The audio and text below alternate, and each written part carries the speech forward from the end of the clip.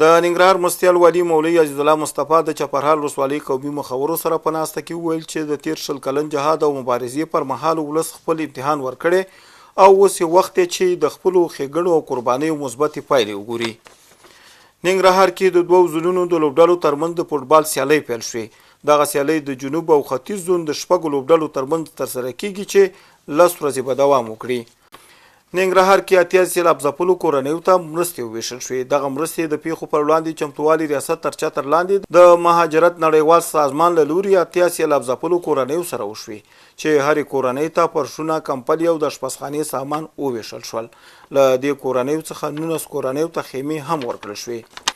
جلالاباد ښاروالۍ د حشر په بڼه د ښار پاکوالي کمپاین ترسره کړ. مسؤلین ویل دغه حشرې موخه د ژمي له راتګ وړاندې د ښار پاکول او ښاریانو ته دا پیغام ورکول دي چې د ښار په پاک ساتلو کې د خپل مسؤلیت ترسره او د ښاروالۍ د تنظیماتي پرسونل سره همکاري وکړي.